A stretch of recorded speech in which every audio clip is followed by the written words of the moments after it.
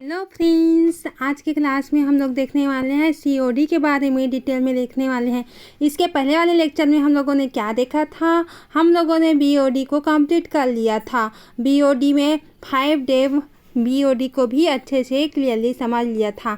आज की क्लास में हम सीओडी को कवर करने वाले हैं।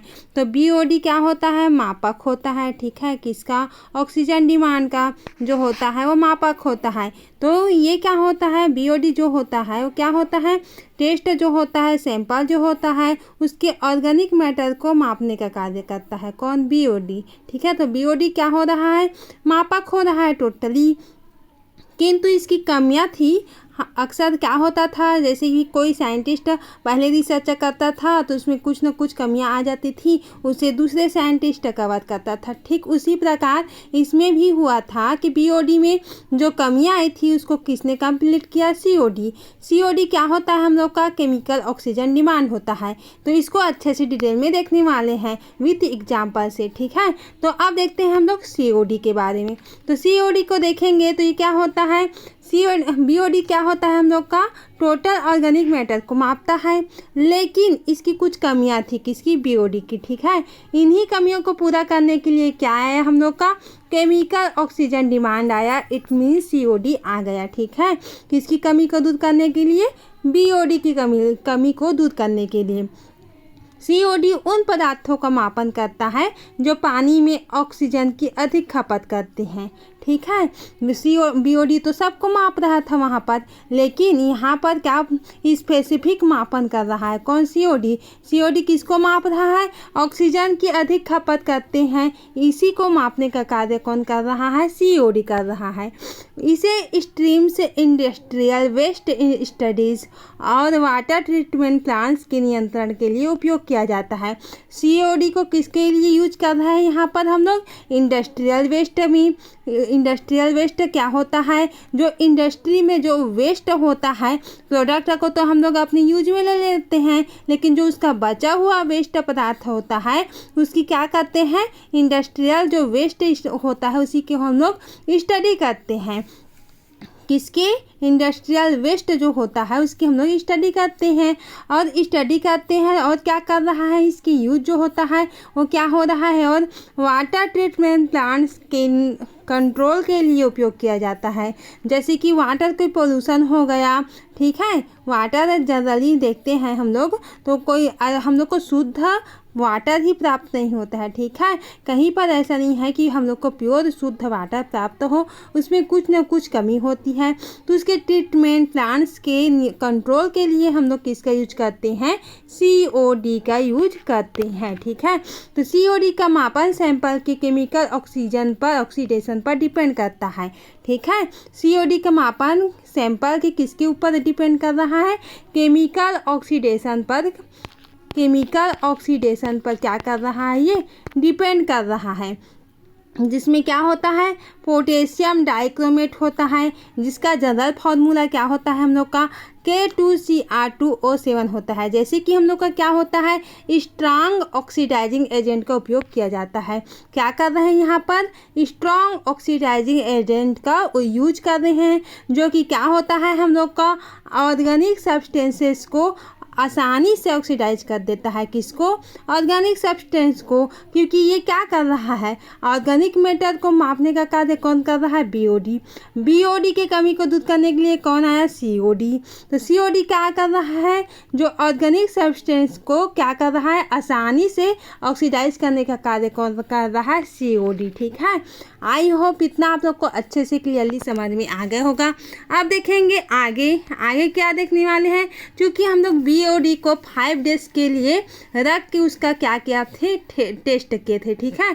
जबकि हम लोग सीओडी को भी टेस्ट करेंगे, तो किस प्रकार से करेंगे उसको देख लेते हैं। यहाँ पर क्या होता है? ज्ञात मात्रा में क्या होता है? K2Cr2O7 को सैंपल में डाला जाता है। फिर क्या किया जाता है? इसके कॉन्सनट्रेटेड सल्फ्यूरिक एसिड के साथ मिलाया जाता है।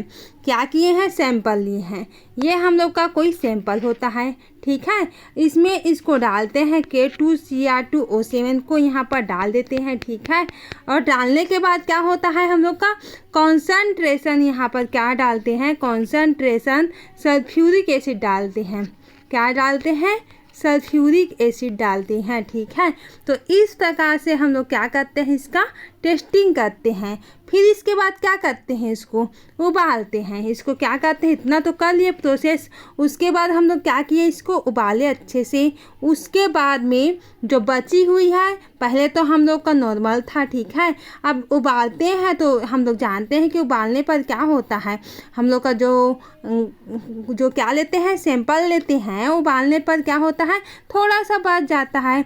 लेने वाले रहते हैं तो ज़्यादा हम मात्रा में लेते हैं, इट मीन्स ज़्यादा मात्रा में रहता है। जब हम उसको उबालते हैं तो थोड़ी मात्रा में बच जाता है। अब फिर बचने के बाद यहाँ पर क्या होता है, उसको हम लोग क्या करेंगे, यहाँ पर डाइक्रोमेट को फेरस अमोनियम सल्फेट के माध्यम से क्या करते हैं, टाइट्रेशन करके मापा जाता है। ठीक है, अब उबालने के बाद बची हुई जो थी हम लोग का पदार्थ था, ये हम लोग का बचा हुआ हम लोग का क्या होता है, पदार्थ होता है। अब इतना बचा है, पहले इतना लिए थे हम लोग, ठीक है, अब हम लोगों का बचा कितना है, थोड़ी सी मात्रा में बचा है हम लोग का। अब थोड़ी सी मात्रा में बचा है, अब इसमें क्या करते हैं, हम लोग अनरिएक्टेड क्या लेते हैं, डाइक्रोमेट लेते हैं। अनरिएक्टेड डाइक्रोमेट को लेते हैं और क्या करते हैं, इसमें फेरस अमोनियम सल्फेट के माध्यम से क्या करते हैं, यहाँ पर टाइट्रेशन किया जाता है। क्या किया जाता है, टाइट्रेशन किया जाता है। और टाइट्रेशन करते हैं तो क्या करते हैं, उसको मापते हुए टाइट्रेट करते हैं, जिसमें फेरियोन को इंडिकेटर के रूप में उपयोग करते हैं। क्योंकि हम कुछ ना कुछ अगर टाइट्रेशन करते हैं, जैसे कि वाटर सैंपल का करते हैं, इंडिका लेते हैं, ठीक है, तो मेथिल ऑरेंज दुनिया भर के इंडिकेटर हम लोग क्या करते हैं, यूज करते हैं, मतलब किसी न किसी इंडिकेटर का हम लोग यूज करते हैं जब क्या करवाते हैं, टाइट्रेशन करवाते हैं। ठीक है, टाइट्रेशन करवाते हैं तो इतना होता है हम लोग का। अब क्या करते हैं, इसको इंडक्टर तो यूज कर लिए हम लोग, इंडिकेटर को। कभी कभी क्या होता है, हम लोग का ऑक्सीडेशन प्रोसेस को बढ़ाने के लिए यहाँ पर Ag2SO4 इट मीन्स क्या होता है, सिल्वर सल्फेट का यूज किया जाता है। क्योंकि यह क्या होता है, शॉर्ट चेन एलिफेटिक कंपाउंड होता है और एरोमेटिक कंपाउंड होता है एंड पिरिडीन होता है। जैसे कि क्या होता है, हम लोग का कॉम्प्लेक्स पदार्थों को क्या किया जाता है, ऑक्सीडाइज करने में क्या होता है, हेल्पफुल होता है। अब देखते हैं आगे, इसको आगे क्या देखेंगे हम लोग, जो सल्फ्यूरिक एसिड लेते हैं को भी हम लोग क्या करते हैं, यहाँ पर क्लोराइड आयन को सोलूबल कंपाउंड में चेंज करके यहाँ पर क्या किया जाता है, ऐड कर लिया जाता है, फिर जिससे इंटरफ्रेंस कम हो जाता है हम लोग का। आप देखेंगे केमिकल ऑक्सीजन डिमांड को बीओडी की तुलना में क्या होता है, अधिक साइंटिफिक माना जाता है। ठीक है, जो केमिकल ऑक्सीजन डिमांड होता है वो बीओडी से क्या माना जाता है, अधिक साइंटिफिक माना जाता है। ठीक है, क्योंकि इसकी कमी को दूर करने के लिए हम लोग का ये वाला आया COD। ठीक है, तो COD वैल्यू का BOD वैल्यू से मेल खाना ज़रूरी नहीं होता है हम लोग का। और हम लोग के में क्या होता है, टेक्सटाइल वेस्टेज जो होता है, पेपर मिल वेस्टेज और अन्य इंडस्ट्रियल वेस्टेज में क्या किया जाता है, COD, ठीक है, वैल्यू का अक्सर अधिक होती है। आप देखेंगे एनालिसिस के बारे में। एनालिसिस किसको करेंगे, वाटर को। वाटर में जो पॉल्यूशन प्रेजेंट होता है उसको हम लोग क्या करेंगे, एनालिसिस करने का कार्य करेंगे। आप कैसे करेंगे उसको देखते हैं आगे।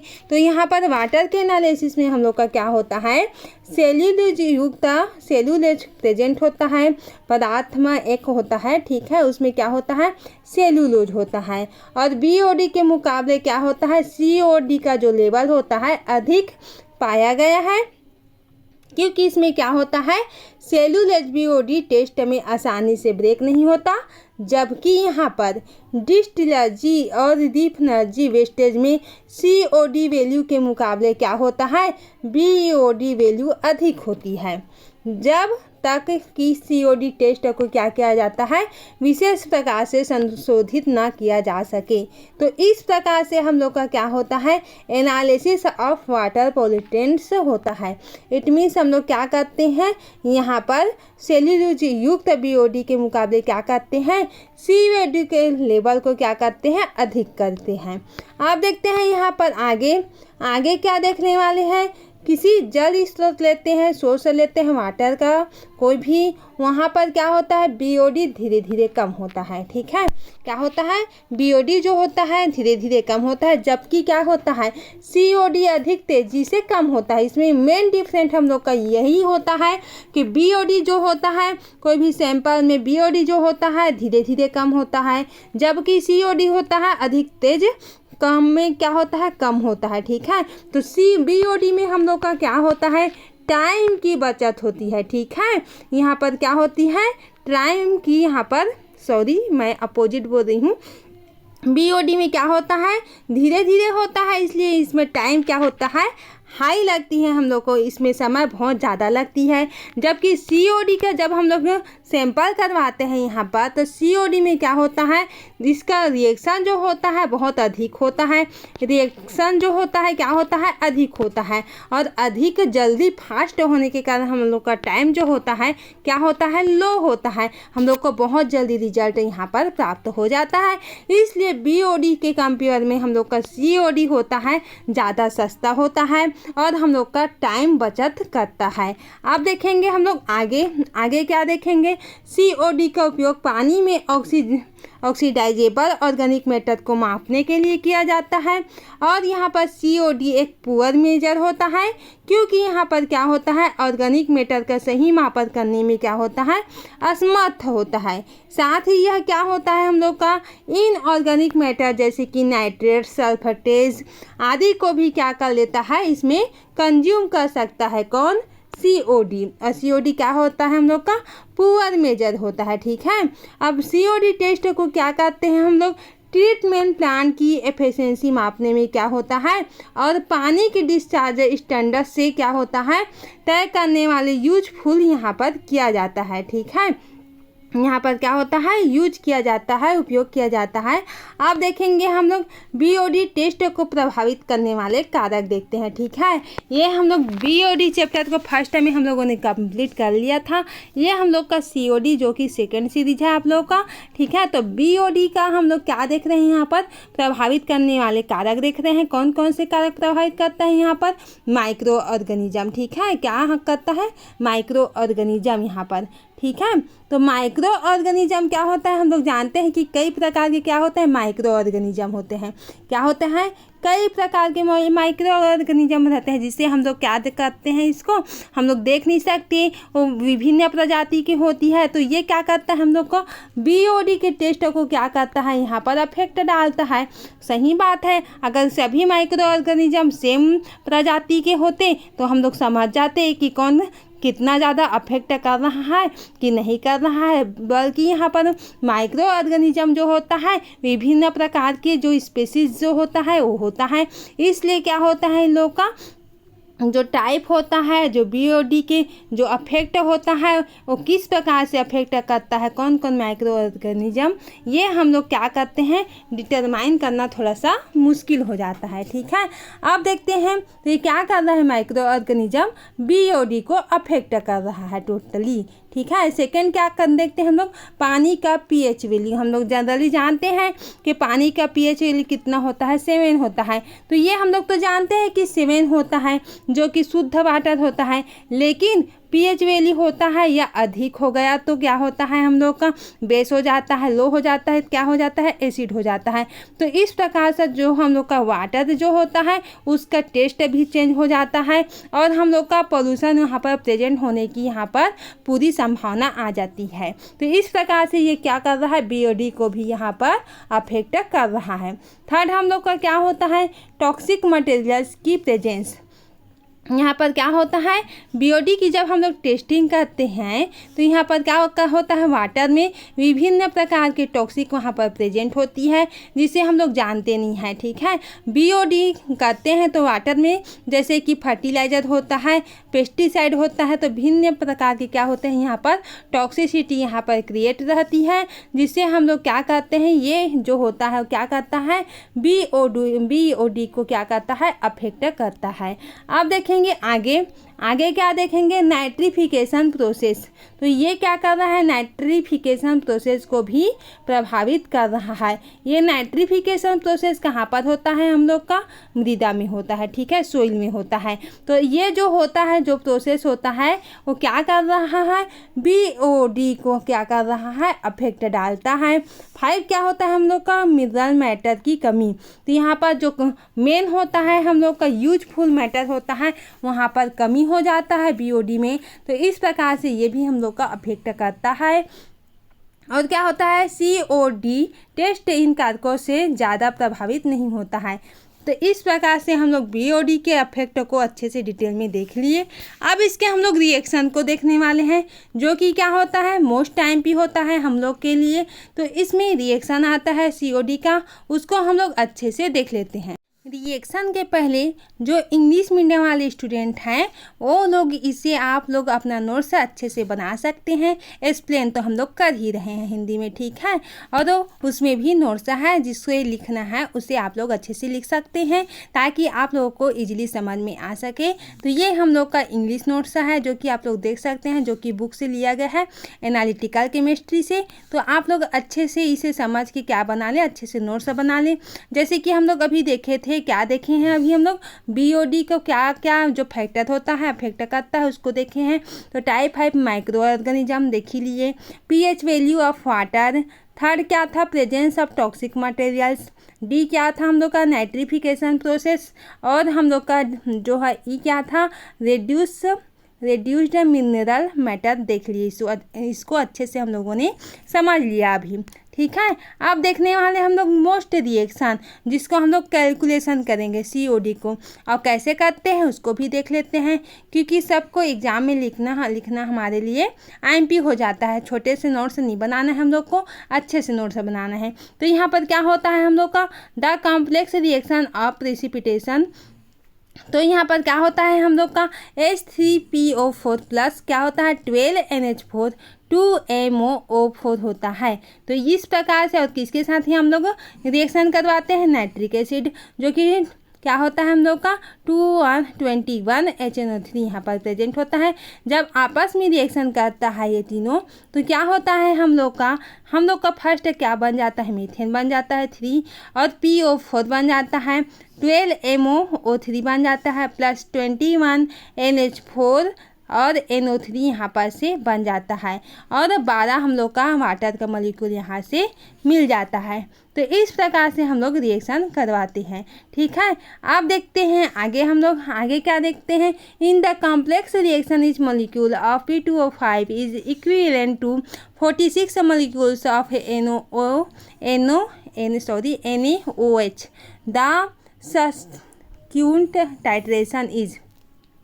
सबसेक्वेंट टाइट्रेशन इज इसको देख लेते हैं। तो यहाँ पर क्या होता है हम लोग का 2 यहाँ पर NH4 3PO4 होता है, और क्या होता है हम लोग का 12 मोलिब्डेनम होता है, जो कि और O3 होता है, प्लस 46 हम लोग का सोडियम हाइड्रोक्साइड होता है, प्लस हम लोग का वाटर का मॉलिक्यूल लेते हैं। तो टोटल प्रोडक्ट हम लोग को इस प्रकार से हम लोग को प्राप्त हो जाता है, ठीक है। और इसका हम लोग का जनरली फार्मूला क्या होता है, हम लोग का यहाँ पर क्या कर लेते हैं, एल्कली टाइट्रेशन इन ml में लेंगे, इनटू नॉर्मेलिटी यहाँ पर डालेंगे, और माइनस क्या करते हैं, एसिड टाइट्रेशन इन ml में लेंगे, उसके बाद इनटू में नॉर्मेलिटी लेते हैं, इक्वल हम लोग का क्या आ जाएगा, ml ऑफ n एल्कली, जो कि हम लोग का क्या आ जाएगा, ml में आ जाएगा। परसेंट की बात करते हैं यहाँ पर, तो P2O5 इक्वल हम लोग का n एल्कली इन ml लेते हैं, ठीक है। इनटू क्या करते हैं, इसकी नॉर्मेलिटी लेते हैं। नॉर्मेलिटी ये हम लोग का इतना होता है 0.0710 अपान 223 इंटू लिए हम लोग, और क्या किए हैं यहाँ पर एलिक्वेट लेते हैं, इंटू क्या करते हैं यहाँ पर 100 अपान क्या करते हैं 100 अपान वेट ऑफ सैंपल यहाँ पर से आ जाता है। ये हम लोग का क्या होता है, फॉर्मूला होता है, ठीक है। अब देखेंगे द करस्पॉन्डिंग फैक्टर्स आर, ठीक है। तो ये हम लोग का फैक्टर्स से प्राप्त हो जाता है। फर्स्ट क्या होता है हम लोग का 4 ट्राइसोडियम फॉस्फेट डोडेकाहाइड्रेट, ठीक है, डोडेकाहाइड्रेट 3802। तो इतना प्राप्त होता है हम लोग का इसका, ठीक है, टोटल वैल्यू। और ट्राइसोडियम फॉस्फेट मोनोहाइड्रेट का वैल्यू क्या होता है हम लोग का 0.182, वो 0 होता है। और थर्ड हम लोग का क्या होता है 4 ट्राइसोडियम फॉस्फेट का हम लोग का फॉर्मूला क्या आ जाता है 0.1640 आ जाता है। तो आई होप इतना आप लोग को अच्छे से क्लियरली हो गया होगा, आप लोग अच्छे से नोट्स बना रहे होंगे। तो आज का क्लास यहीं से एंड करते हैं। Thank you.